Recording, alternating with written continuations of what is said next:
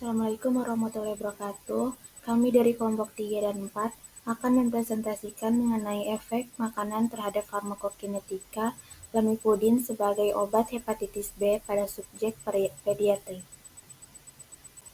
Berikut ini terlampir anggota kelompok kita, yaitu yang pertama Balkiska Syasir Saiba, yang kedua Tasya Marcella, itu saya sendiri, yang ketiga Zialita Malia, dan keempat Alisa Sabila, dan kelima Ahmad Zaika. Selanjutnya mengenai latar belakang. Penyakit hepatitis B adalah suatu sindrom klinis atau patologis yang ditandai oleh berbagai tingkat peradangan dan nekrosis pada hepar yang disebabkan oleh virus hepatitis B atau HBV, yang dimana infeksi ini dapat berulang akut atau kronik dengan terus-menerus tanpa penyembuhan paling lama paling sedikit 6 bulan. Penularan virus hepatitis B dari ibu ke bayi merupakan jalur utama, karena HBV adalah virus yang ditularkan melalui darah. Wanita hamil yang tidak mendapatkan vaksinasi akan beresiko tertular HBV jika janinnya membawa virus tersebut dari ayahnya. Penggunaan obat lamivudin adalah analog nukleosid pertama yang disetujui untuk infeksi HBV. Terapi lamivudin dikaitkan dengan perbaikan signifikan dalam histologi hati, normalisasi enzim hati, dan penekanan DNH HBV plasma. Untuk rumusan masalahnya, yang pertama adalah bagaimana pengaruh makanan terhadap farmakokinetik lamivudin sebagai obat hepatitis B pada subjek pediatri, dan yang kedua yaitu bagaimana profil farmakokinetik lamivudin sebagai obat hepatitis B pada subjek pediatri. Tujuan dari penelitian yang kami ajukan yaitu yang pertama, untuk mengidentifikasi pengaruh makanan terhadap farmakokinetik lamivudin pada subjek pediatri, dan yang kedua untuk menentukan profil farmakokinetik lamivudin sebagai obat hepatitis B pada subjek pediatri. Selanjutnya, keterbaruan penelitian. Dalam penelitian yang kami ajukan, terdapat perubahan pada subjek uji yang digunakan, yaitu dari manusia dewasa sehat menjadi subjek uji pada anak dengan penyakit hepatitis B. Selain itu, dalam penelitian dilakukan perubahan pada obat yang diuji profil farmakokinetikanya dari tenofovir golongan nukleosida analog reverse transkriptase inhibitors menjadi obat lamivudin golongan nukleosida analog reverse transkriptase inhibitors atau NRTI. Selanjutnya tinjauan pustaka, lamivudin adalah obat yang digunakan dalam pengelolaan dan pengobatan HIV-1 dan hepatitis B. Obat ini termasuk dalam kelas obat nukleoside reverse transkriptase inhibitor atau NRTI sebagai first line therapy. Kromatografi cair spektrometri massa atau LCMS adalah teknik analisis yang digunakan untuk pemisahan, identifikasi, dan kuantifikasi senyawa demi menjelaskan struktur dan sifat kimia berbagai molekul. Selanjutnya kerangka konsep, yaitu variabel bebas yang berisi dosis lamivudin 100 mg per oral pada kelompok kontrol. Yang kedua, variabel terikat, yaitu profil farmakokinetika mengenai Tmax, Gmax, dan AUC dan 90% clearance. Yang ketiga, yaitu variabel terkontrol mengenai jenis kelamin, usia, dan berat badan. Alat yang digunakan adalah LCMS, kateter vena, freezer, mikrotub, dan mikropipet. Sedangkan bahan yang digunakan adalah heparin, makanan tinggi lemak kalori 973,3 dan 960 ml air.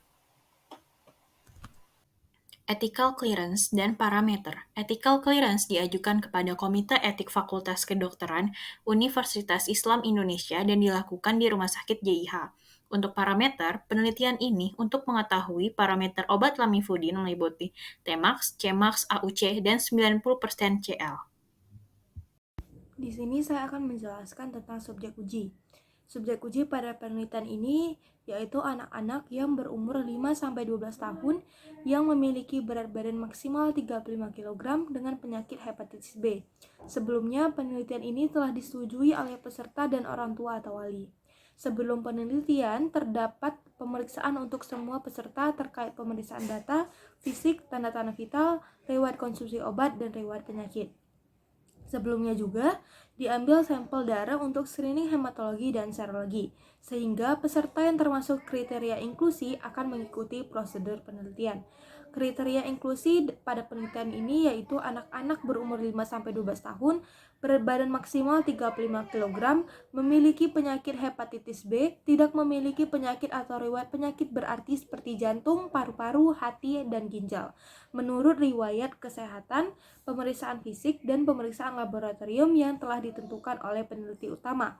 Kemudian kriteria eksklusinya yaitu peserta yang mengalami kenaikan berat badan di atas 35 kg saat berjalannya penelitian, kemudian peserta yang mengalami penyakit komplikasi saat berjalannya penelitian, dan peserta yang sembuh dari penyakit hepatitis B saat berjalannya penelitian. Untuk pengujian, yaitu semua subjek dirawat di rumah sakit sehari sebelum pemberian dosis dan secara acak dibagi ke dalam dua kelompok, yaitu kelompok AB dan kelompok BA. Pada hari pertama periode pengobatan pertama, kelompok AB menerima tablet lamivudin dosis tunggal 100 mg oral dalam kondisi puasa. Semua subjek diharuskan berpuasa semalaman setidaknya 10 jam sebelum pemberian obat. Sedangkan kelompok BA menerima tablet lamivudin dosis tunggal 100 mg oral pada periode pengobatan pertama dalam kondisi makan. Subjek pada kelompok BA diharuskan makan sarapan standar tinggi lemak 30 menit sebelum pengobatan. Setelah periode pengobatan pertama, dilakukan fase washout selama 2 minggu, lalu dilanjutkan pada periode pengobatan yang kedua. Pada periode pengobatan yang kedua, metode pengobatannya dibalik, yaitu kelompok AB menerima tablet lamivudin dosis tunggal 100 mg oral dalam kondisi makan dan diharuskan makan sarapan standar tinggi lemak 30 menit sebelum pengobatan. Sedangkan kelompok BA menerima tablet lamivudin dosis tunggal 100 mg oral dalam kondisi puasa dan diharuskan berpuasa semalaman setidaknya 10 jam sebelum pemberian obat. Sarapan standar tinggi lemak dan kalori dengan total 973,3 kilokalori terdiri dari 2 butir telur yang digoreng dengan 30 gram minyak campur atau mixed oil, 1 pancake yang terbuat dari 75 gram tepung, 50 gram daging tanpa lemak, dan 10 gram minyak campur. Lalu 250 ml susu murni. Air minum diperbolehkan sesuai keinginan kecuali 1 jam sebelum dan sesudah pemberian obat. Makan siang dan makan malam standar yang sama disajikan untuk masing-masing kelompok 4 dan 10 jam setelah pemberian dosis obat. Kemudian saya akan menjelaskan tentang analisis. Sampel darah 4 mili dikumpulkan dari kateter vena ke dalam tabung heparin berkode pada dosis awal. Pada waktu 5 menit, 10 menit, 20 menit, 30 menit, 45 menit, 1 jam hingga 144 jam pasca pemberian obat. Konsentrasi plasma lamivudin ditentukan menggunakan metode LC-MS. Data diperoleh dengan menggunakan perangkat lunak analis versi 1.6.3 dan parameter farmakokinetik dihitung dari data waktu konsentrasi plasma dengan metode non-kompartemen menggunakan perangkat lunak Phoenix-Win Nonlinear 8.1. Variabel utama adalah area di bawah kurva, konsentrasi hingga waktu plasma dari waktu 0 hingga konsentrasi terakhir yang dapat diukur dan tak hingga. Dan konsentrasi obat maksimum, waktu paru terminal, dan konstanta laju eliminasi terminal. Nilai Cmax dan Tmax diperoleh langsung dari data observasi. Kemudian AUC0 sampai T dihitung menggunakan aturan trapesium linear. AUC0 sampai tak hingga dihitung sebagai AUC0 hingga T ditambah CT dibagi laju konstanta eliminasi terminal dengan CT adalah konsentrasi terakhir yang dapat diukur. Dan konstanta laju eliminasi terminal merupakan kemiringan regresi log linear dari titik data konsentrasi terminal. Waktu paruh terminal dihitung sebagai ln 2 dibagi laju konstanta eliminasi terminal. Untuk Cmax, AUC0 sampai T dan AUC0 hingga sampai tak hingga, data transformasi log natural dianalisis untuk mengetahui perbedaan antara kondisi makan dan puasa menggunakan model analisis varian atau ANOVA. Desain crossover 2 periode, termasuk urutan, subjek dalam urutan, pengobatan, dan periode sebagai efek tetap. Signifikansi dinilai secara independen dan diuji 2 sisi 1 untuk mengetahui perbedaan pada tingkat 5%. Hasil dinyatakan sebagai rata-rata kuadrat terkecil dan rata-rata geometrik, rasio makan dibagi puasa, dan interval kepercayaan 90% CL yang sesuai ditentukan. Tidak adanya efek makanan ditunjukkan jika 90% CL berada dalam batas kesetaraan yang telah ditentukan, yaitu 80% sampai 125%. Untuk rasio makan per puasa berdasarkan panduan dari FDA, uji peringkat bertanda Willockson digunakan untuk penilaian Tmax. Jadi, ini merupakan skema yang telah dibuat berdasarkan penjelasan sebelumnya, mulai dari pengujian hingga analisis yang dilakukan. Yang pertama, semua subjek dirawat di rumah sakit sehari sebelum pemberian dosis, kemudian dibagi menjadi dua kelompok, yaitu kelompok AB dan BA, dan masuk pada periode pengobatan yang pertama. Nah, pada periode pengobatan yang pertama, kelompok AB menerima tablet lamivudin dosis tunggal 100 mg oral dalam kondisi puasa, sedangkan kelompok BA menerima dalam kondisi makan. Kemudian masuk ke fase washout selama 2 minggu sebelum masuk ke periode pengobatan yang kedua.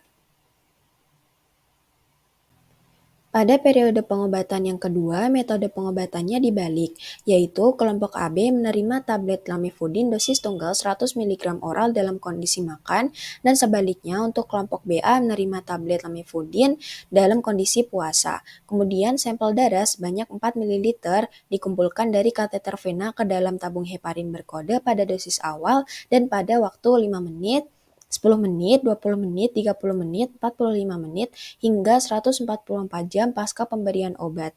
Lalu konsentrasi plasma lamivudin ditentukan menggunakan metode LC-MS, dan data diperoleh dengan menggunakan perangkat lunak analis versi 1.6.3. Parameter farmakokinetik dihitung dari data waktu konsentrasi plasma dengan metode non-kompartemen menggunakan perangkat lunak Phoenix Win-Non-Lin 8.1.